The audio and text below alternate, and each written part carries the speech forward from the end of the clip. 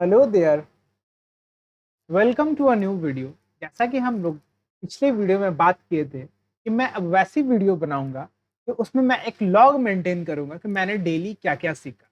तो ये मेरी लॉग की पहली वीडियो है और मैं आपसे सबसे पहले ये रिक्वेस्ट कर रहा हूँ कि इस लॉग को मैं एक प्लेलिस्ट में डालना चाहूंगा। उस प्लेलिस्ट का नाम क्या होगा आप उसे कमेंट बॉक्स में जरूर बताइएगा, ठीक है। तो लॉग की पहली वीडियो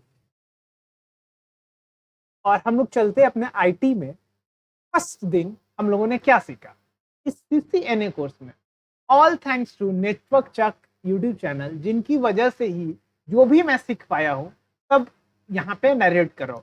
मैं ज्यादा कुछ नहीं, अगर ये चीज आपको डिटेल में जानना है या फिर ओरिजिनली मैं कैसे सीखा हूँ वो जानना है, आप उनके प्लेलिस्ट को जरूर फॉलो करिए।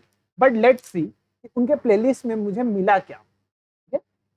तो स्टार्ट करते हैं। देखिए, ये डे 0 हुआ, क्योंकि जितने भी बाइनरी काउंटिंग्स होती है वो स्टार्ट 0 से होती है। दैट्स वाई मुझे लग रहा है कि उन्होंने डे 0 को पहले रखा है, ठीक है। ये सारी मेरे दिमाग में जो भी प्लानिंग चल रही थी, ये इस प्लानिंग को अब तक 3-4 दिन हो चुके हैं और इन 4 दिनों के दरमियान मैंने डे 9 तक का क्लास कर लिया है। एक्चुअली 4 डेज और डे 9 तक का क्लास सुनने में अच्छा, मतलब उतना अच्छा तो नहीं लग रहा, बट उसके पीछे रीजन ये है कि इन्होंने इतनी बाइट साइज चंक में सिलेबस को रखा है कि मतलब क्या बताऊं आपको। एक देखकर मतलब एक एपिसोड देख के आपको ऐसा लगेगा ही नहीं कि आपने दिमाग पे कोई प्रेशर आया कि आप उसको आगे कंटिन्यू नहीं कर सकते हो।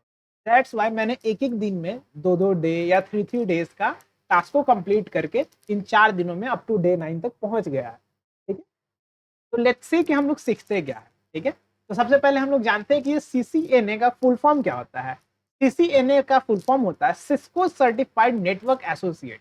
ये एक ऐसी डिग्री है या फिर एक ऐसी सर्टिफिकेट कोर्स है जो कि आपको रिकॉग्निशन देती है जितने भी आईटी डिपार्टमेंट में जॉब फील्ड है। तो अगर आपके पास एक सीसीएनए की डिग्री है तो आप यकीनन उस सभी सिल्वर में एक गोल्ड होगे। दैट्स वे हम लोग सीसीएनए के एग्जाम निकालने के लिए इन सभी चीजों को पढ़ने वाले हैं, ठीक है। तो डे 0 में उन्होंने ये बताया था किस तरह नेटवर्क काम कैसे करता है। जैसे कि उन्होंने सबसे पहले एग्जांपल दिया कि मैं गेम खेल रहा हूँ, प्रोबेबली काउंटर स्ट्राइक। तो मैंने एक बुलेट शूट किया और वो बुलेट सामने वाले पर्सन को लगा, बट वो सामने वाला पर्सन किसी और कंप्यूटर पे कहीं बहुत दूर पे बैठा हुआ है। तो ओवरऑल ये काम कैसे हो रहा है, फिर उन्होंने अपने घर के हार्डवेयर से इंट्रोड्यूस कराया कि जैसे वो पीसी पे गेमिंग कर रहे थे, ठीक है। उनका पीसी एक स्विच से कनेक्टेड है, स्विच रूटर से कनेक्टेड है या राउटर से, जैसा आप प्रोनाउंस करें। राउटर एक फायरवॉल वाली मशीन से कनेक्टेड है, देन ये मोडेम से कनेक्टेड है, देन ये एटीटी फिल्टर और देन इंटरनेट। तो ये इतने स्टेप्स लगते हैं तब जाके एक गेम आपका रन कर पाता है किसी दूसरे मल्टीप्लेयर मोड में। अदरवाइज अगर आपके पास ये सारा कुछ नहीं रहा तो गेम तो आप फिर भी खेल सकोगे पीसी में, बट वो सिंगल प्लेयर ओनली होगा, ठीक है। फिर उन्होंने बताया कि कैसे एक कंप्यूटर को दूसरे कंप्यूटर से कनेक्ट किया जा सकता है। तो the easiest and cheapest way है कि आप इथरनेट क्रॉसओवर कर लो। ये क्या होता है? एक इथरनेट क्रॉसओवर एक स्पेशल टाइप का इथरनेट केबल मिलता है जो कि डायरेक्टली आप अपने कंप्यूटर के नेटवर्क पोर्ट से किसी दूसरे कंप्यूटर के नेटवर्क पोर्ट में ऐड कर दोगे। ये दोनों कंप्यूटर एक दूसरे को एज ए नेटवर्क रिकॉग्नाइज कर लेंगे और इनमें डिस्क शेयरिंग वगैरह किया जा सकता है, ठीक है। फिर इसके बाद इन्होंने बताया कि स्विच क्या होता है। वेट अ सेकंड, मैं इसे क्लियर कर दूं। हाँ, तो इसके बाद इन्होंने बताया कि ये स्विच क्या होता है, रूटर क्या होता है, इंटरनेट क्या होता है। ज्यादा कुछ नहीं, सिर्फ ओवरऑल इंट्रोडक्शन। कि स्विच एक ऐसा डिवाइस है कि सपोज आप चाह रहे थे कि इथरनेट क्रॉसओवर से 1 से 2 कंप्यूटर कनेक्ट कर ले। फिर आप ऐसा ये फील करोगे कि आपके कंप्यूटर या लैपटॉप में, जो कि आजकल के लैपटॉप में इथरनेट पोर्ट तो होते ही नहीं है, या फिर आपके लैपटॉप में अगर है तो वो सिर्फ एक है, तो वो एक टाइम में एक ही किसी कंप्यूटर या एक ही डिवाइस से कनेक्ट हो सकते हैं। तो इसका सॉल्यूशन है स्विच लाना। स्विच क्या है? एक ऐसा डिवाइस है जिससे बहुत सारे कनेक्शन एक साथ किए जा सकते हैं, ठीक है। फिर आती है रूटर।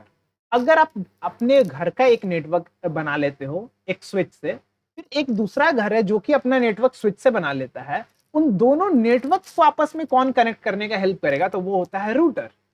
उसके बाद हम लोगों ने सीखा कि इंटरनेट क्या होता है। ये जो डिफरेंट डिफरेंट रूटर्स होते हैं सब एक दूसरे से कनेक्टेड होते हैं, डेटा को शेयर करते रहते हैं। फिर जो नेटवर्क्स ऑफ रूटर्स होता है, इसी को हम लोग प्यार से इंटरनेट कहते हैं। फिर हम लोग पढ़ते हैं फायरवॉल के बारे में, सिर्फ ओवरव्यू। अभी तक हम लोग पहला क्लास में कोई डेप्थ में नहीं जा रहे हैं। फायरवॉल में सिर्फ हम लोग ये पढ़ते हैं कि फायरवॉल एक ऐसा सिक्योरिटी मेजर या एक सिक्योरिटी डिवाइस होता है।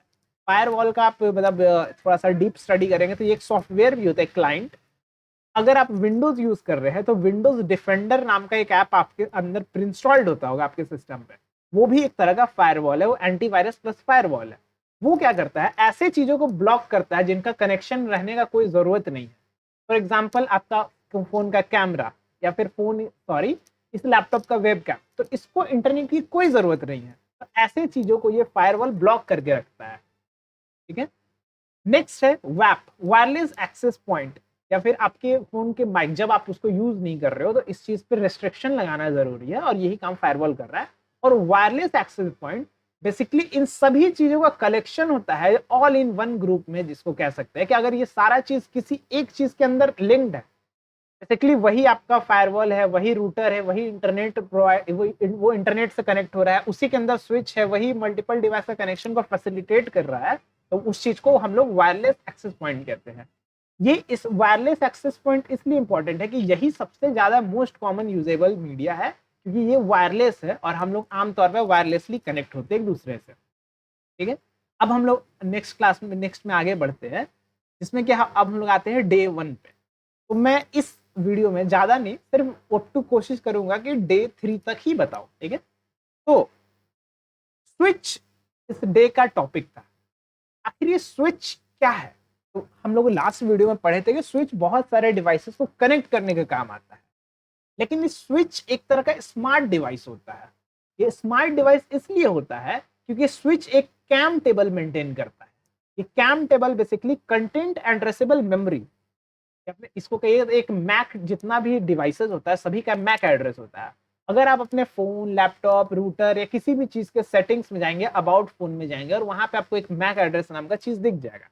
तो ये मैक एड्रेस एक्चुअली में एक यूनिक आइडेंटिफायर होता है, ये सभी डिवाइसेस का अलग अलग होता है।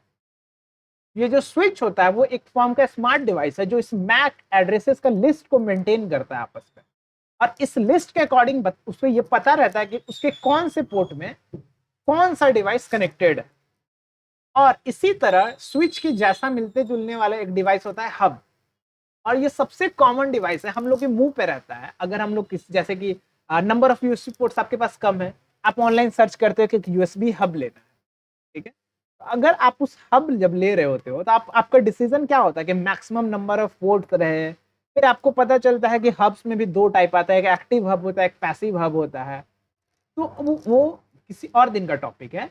जब नेटवर्किंग की बात करते हैं तो हब को एक डम्ब डिवाइस माना जाता है। डम्ब इसलिए क्योंकि जैसे वो क्या करेगा, वो एक नेटवर्क के पैकेट को या फिर एक नेटवर्क के सेगमेंट को हर जगह ब्रॉडकास्ट करा देगा। ठीक है। इसे आप ऐसे समझिए, सपोज करिए कि दो कंप्यूटर है, दो नहीं, आप एक्चुअली 3 कंप्यूटर है, यहाँ बीच में स्विच है। ठीक है। तो अगर मुझे इस कंप्यूटर से डेटा इस कंप्यूटर को भेजना है तो पहले मैं डेटा यहाँ भेजूंगा। ये स्विच क्योंकि स्मार्ट डिवाइस है तो इसे पता है कि ये इस वाले पोर्ट में ये है और इस वाले पोर्ट में ये है। ये स्विच चेक करता है कि ये जो डेटा आया है ये किसके लिए है, मतलब इसका जो ब्रॉडकास्ट एड्रेस होता है, जो इसका रिसीवर है वो कौन है। अगर यहाँ पे इस पार्टी का नाम लिखा रहेगा तो वो डेटा को डायरेक्टली इनके पास भेजेगा। बट अगर आप स्विच के जगह हब यूज करते हैं तो हब क्या करता है, चूंकि एक डम डिवाइस है, इसके पास ऐसा कोई रजिस्ट्री मेंटेन नहीं होता है, तो ये एक ही डेटा को दोनों की तरफ भेजेगा। ये उन पे डिपेंड करता है कि ये डेटा उनके काम का है कि नहीं है। तो एक्चुअली में हब एक सिक्योरिटी वर्नेबिलिटी ले आता है आपके सिस्टम पे। दैट्स व्हाई हब एक डम डिवाइस है। इसके बारे में फिर हम लोग सीखे कि जो भी हम लोग जब स्विच का बात करते हैं या फिर हब का बात करते हैं तो हम लोग एक लेयर का बात कर रहे होते हैं, नेटवर्क का लेयर 2।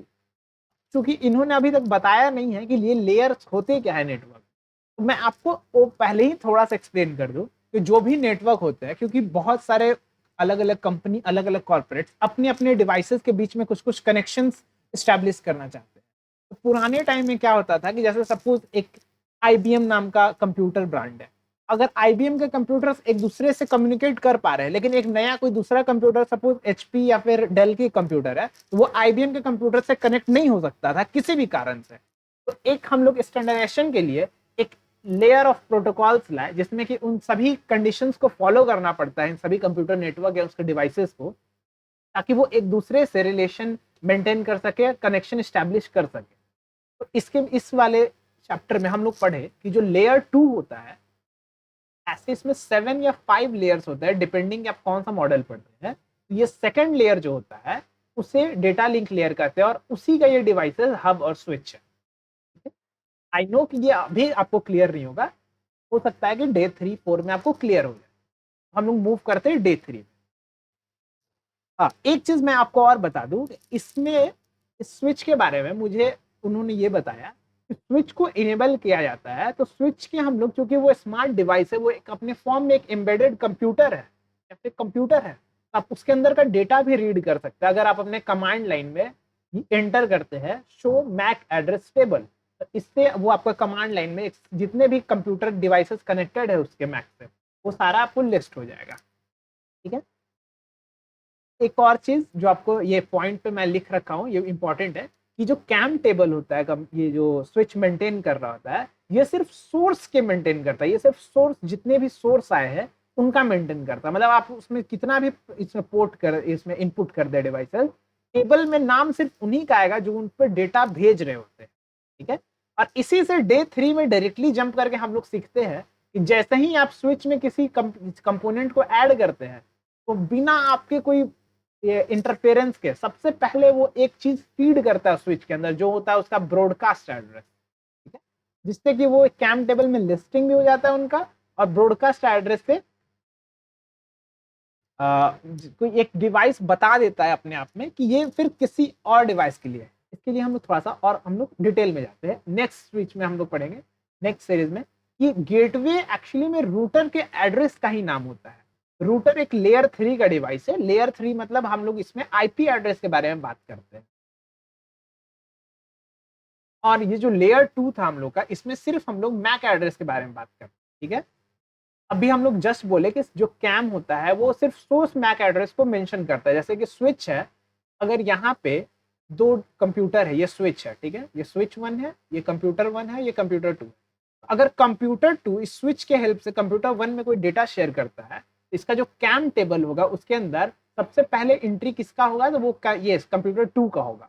और इसी के रिस्पॉन्स में जब C2 जब वापस से डेटा भेजता है, तो इसके कैम टेबल में इनका पहले C1 देन उसके बाद C2 का रजिस्ट्री हो जाएगा। That's all. अब जबकि अब हम लोग डे 3 में आ गए हैं, तो अब हम लोग लेयर 3 के ऊपर डिस्कस करने वाला है, जो होता है आईपी एड्रेस। ठीक है। तो आईपी एड्रेस दरअसल लेयर 2 का कोई मतलब नहीं। स्विचेस लोग को या फिर स्विचेस डिवाइसेस को आईपी एड्रेस से कोई रिलेशन नहीं होता, वो सिर्फ मैक एड्रेस को देखते हैं, समझते हैं। और तो ये आईपी एड्रेस को समझने वाला कौन है, ये समझता है आपका रूटर या राउटर, जैसे भी आप प्रोनाउंस करें। ये एक लेयर 3 का डिवाइस होता है। और फिर इसमें हम लोग इंट्रोडक्शन कराते हैं डीएनएस का। डीएनएस मतलब होता है domain name service. Domain name service मतलब जैसे कि आप एक यूआरएल टाइप किए, सपोज youtube.com। ये youtube.com किसी और कंप्यूटर में एक स्टोर्ड फाइल होता है, जो कि आपके ब्राउजर में डिस्प्ले किया जाता है। ठीक है। और इस फाइल के पास क्या होगा, इसका एक अपना आईपी एड्रेस होगा। तो ये जो youtube.com है, ये देखने से तो कहीं आईपी एड्रेस नहीं लग रहा है, क्योंकि आईपी एड्रेस कुछ नंबर और कुछ के फॉर्म में रहता है। ठीक है। तो ऐसा देखने में यूट्यूब लग नहीं रहा है। आपके कंप्यूटर को कैसे पता चलेगा कि जब आप youtube.com लिखते हैं तो आपको इस वाले फाइल को डिलीवर कराना है। तो उसके लिए ये क्या करता है, एक डीएनएस नाम का एक सर्विस होता है, जो कि आपके ये यूआरएल के बदले में एक आईपी एड्रेस प्रोवाइड कराता है कि आपने youtube.com लिखा, तो उसकी जगह पे आपको इस आईपी एड्रेस तक पहुंचाना चाहिए। और वेट अ सेकेंड। तो और इसी डे में हम लोगों ने ये सीखा कि जब हम लोग ये कंसोल पे, रूटर के कंसोल पे टाइप करते हैं कि शो आईपी रूट, तो वो रूटर आपके कितने कितने आईपी थ्रू ये फॉलो करते हुए आपका डेटा को खींच कर लाया है, वो इसमें शो किया जाता है, या वो शो करता है आपका टर्मिनल। ठीक है। अब आ जाते हैं डे 4 के ऊपर, जो कि इस वीडियो के लिए लास्ट डे होगा। ठीक है, इसमें मोस्टली रिपीटेशन है कि जैसे पुराने जमाने में ARPANET नाम का एक इंटरनेट का स्टार्टिंग हुआ था 1969 में। एक आइडिया था कि क्यों नहीं दो कंप्यूटर के बीच में आपस में डेटा को शेयर कर दिया जाए, और इनको उस टाइम पे पैकेट स्विचिंग कहते थे। ये आइडिया डेवलप होते होते नेटवर्क मॉडल के रूप में डेवलप हो गया, जिसमें कि रूल्स, गाइडलाइंस और स्टैंडर्ड्स बनाए गए कि कोई भी दो अननोन कंप्यूटर या फिर दो अननोन मैन्युफैक्चरर के द्वारा बनाए हुए कंप्यूटर अगर इस प्रोटोकॉल को फॉलो करते हैं तो किसी भी कंडीशन में इन दोनों आपस में कम्युनिकेट कर सकेंगे। ठीक है, तो उसके लिए फिर हम लोग दो नेटवर्क मॉडल्स का बात करते हैं जिनमें काफी इनके बीच में आपस में काफी राइवलरी है। राइवलरी इसलिए है कि मोस्टली ये सब लेयर सेम है। ये जो हम लोग का OSI मॉडल है, ओपन सिस्टम इंटरकनेक्ट मॉडल, इसमें ये दो लेयर्स एक्स्ट्रा ऐड हो जाते हैं जो कि एप्लीकेशन लेयर का ही ओवरऑल पार्ट होते हैं। ठीक है, आई एम सॉरी कि मैंने इसको ट्रांसपोर्ट में ऐड कर लिया, वेट अ सेकंड, ये ठीक है। तो अब मैं एक बार इसे समझाता हूं कि चीजें वर्क कैसे करती हैं। ठीक है, जो फिजिकल लेयर होता है, चाहे मैं OSI मॉडल का बात करूं या TCP/IP मॉडल का बात करूं, ये दोनों physical layer basically physical wirings होती है आपकी, कि आप कौन सा वायर यूज किए, कौन सा डिवाइस यूज कर रहे हैं, ये फिजिकल लेयर का पार्ट है। जो हब होती है, जो कि एक वायर को दूसरे वायर से कनेक्ट करती है ताकि एक नेटवर्क स्टैब्लिश किया जा सके, तो ये सब फिजिकल नेटवर्क का पार्ट होता है। उसके बाद आते हैं डेटा लिंक लेयर, और यही लेयर 2 है। चाहे आप इसका बात कर ले चाहे इसका बात कर ले, दोनों मॉडल में डेटा लिंक लेयर का मतलब ये होता है कि इसमें डिवाइस को आइडेंटिफाई करने के लिए जो स्विचेस होते हैं, जो थोड़े से स्मार्ट डिवाइस होते हैं पूरे नेटवर्क में, वो इस मैक एड्रेस का यूज करते हैं ताकि वो आइडेंटिफाई कर सके कि उसके कौन से पोर्ट में कौन से डिवाइस कनेक्टेड है। ओके, फिर उसके बाद हम लोग जब जैसे ही जंप करेंगे नेक्स्ट लेयर पे, जो होता है नेटवर्क लेयर। और इस नेटवर्क लेयर में अभी हम लोग ये सीखे हैं कि नेटवर्क लेयर IP एड्रेस से कंपोज किया हुआ रहता है, और इसमें ये किसी भी एक कंप्यूटर की एक पर्सनल IP एड्रेस होती है जो कि पूरे नेटवर्क में यूनिक होती है। और जब ये नेटवर्क टू नेटवर्क जंप करता है तो ये IP एड्रेस का हेल्प लेके एक पैकेट किसी, जैसे सपोज एक कंप्यूटर नेटवर्क है जहाँ पे 4 कंप्यूटर है, और एक दूसरे कंप्यूटर नेटवर्क है जहां भी 4 कंप्यूटर है, इन सबका मैक एड्रेस अलग अलग होगा।